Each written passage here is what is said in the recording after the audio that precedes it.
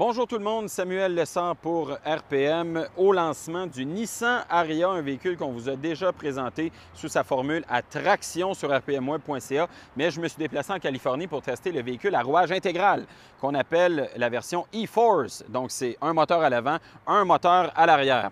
e-Force, ce que ça veut dire, selon les gens de Nissan, ce n'est pas un rouage intégral qui est ordinaire en ce sens qu'il va bien sûr proposer la traction à l'avant d'abord, envoyer de la puissance à l'arrière lorsque nécessaire. On va servir également du système de freinage pour freiner les roues qui vont être intérieures à un virage, par exemple, dans le but de donner plus de puissance du côté extérieur du virage et ainsi améliorer la tenue de route. C'est vraiment l'argument qu'on nous donne par rapport à ce rouage intégral-là. Également, c'est un rouage qui va être capable de donner une puissance équivalente à l'avant et à l'arrière pour donner un genre de 50-50, si on veut, en termes de distribution de puissance, ce qui va faciliter la conduite dans des conditions qui vont être difficiles. On a deux batteries qui sont proposées avec le rouage intégral. Une première batterie pour la version la moins équipée qui va proposer 63 kWh de capacité utilisable, mais les deux versions les plus équipées vont avoir une batterie de plus grande dimension, 87 kWh utilisables, ce qui fait que dans le cas de la version la plus équipée, avec la plus grosse batterie, on va avoir une autonomie de 426 km, ce qui est comparable à ce que les autres véhicules dans cette catégorie-là vont proposer. En termes de puissance, la version à grosse batterie va proposer quand même 389 chevaux et 443 livres-pieds de couple. Des chiffres qui sont quand même impressionnants, qui surpassent la plupart des concurrents coréens, notamment du côté de chez Hyundai et Kia, et même du côté de chez Ford avec le Mach-E dans sa version premium. On a plus de puissance du côté de chez Nissan, mais c'est vraiment un véhicule qui met l'accent sur le confort et non la sportivité. On va avoir une accélération qui va vraiment être toute en douceur. Le véhicule est programmé pour faire vraiment une livraison de puissance progressive, dans le but qu'il n'y ait pas de coup de pied dans le derrière, si on veut, qu'on fasse ça vraiment de façon très, très progressive. Et ça va bien, je trouve, avec l'esprit du véhicule, avec une suspension qui absorbe bien les aspérités de la route, également des sièges qui sont extrêmement supportants, confortables, dans lesquels on ne ressent pas de fatigue du tout, un bon silence de roulement. On a vraiment un esprit de confort avec ce véhicule-là.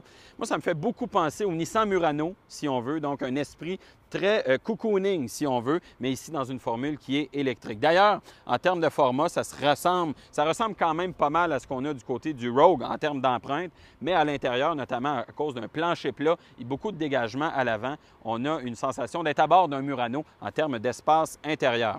Présentation intérieure, justement, on a deux écrans de 12 pouces devant soi, mais beaucoup de dégagement au niveau des pieds avec une console notamment qui est coulissante, permet de moduler un peu comme on veut. Et à l'arrière, beaucoup d'espace, des portes qui sont grandes également pour faciliter, par exemple, l'installation d'un siège de bébé. Le prix de cette version-là, qui est la version la plus équipée, on est au Canada à 71 200 $. C'est quand même assez dispendieux quand on considère la concurrence coréenne, entre autres, mais quand on compare avec un Ford Mustang Mach-E, le Nissan Ariya se compare quand même avantageusement avec le véhicule de Ford qui est quand même assez dispendieux.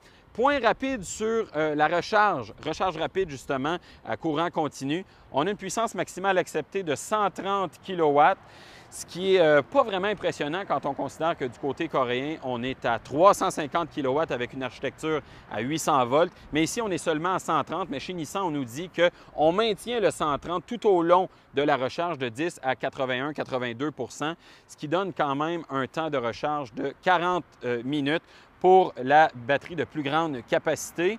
Donc, c'est à considérer. C'est quand même pas une puissance de recharge qui est très impressionnante pour un véhicule aussi moderne. Et conduite à une pédale, malheureusement, on l'a dans la Leaf, la e-pédale qu'on appelle, mais ici, on n'a pas ça. On a le système e-stop qui va ralentir le véhicule, mais qui ne l'amènera pas à un arrêt complet. Moi, je trouve dommage qu'on n'ait pas au moins proposé cette possibilité-là. On nous dit chez Nissan que les clients qui vont acheter ce véhicule-là, des clients qui vont venir d'un univers de véhicules à moteur thermique, donc, pour eux, ce n'est pas un essentiel d'avoir la conduite à une pédale, mais je vous dirais que quand on utilise un véhicule avec une conduite à une pédale, on y prend goût rapidement et c'est dommage au moins que le véhicule ne permette pas cette fonctionnalité-là. Je pense que c'est une lacune, surtout considérant le prix du véhicule. Donc, bilan préliminaire du Nissan Ariya. Lisez sur rpmweb.ca mon compte-rendu complet. Vous allez avoir encore plus de détails. Et bien sûr, on va vous reparler de ce véhicule-là qui va arriver au Québec dans les semaines à venir. Salut tout le monde!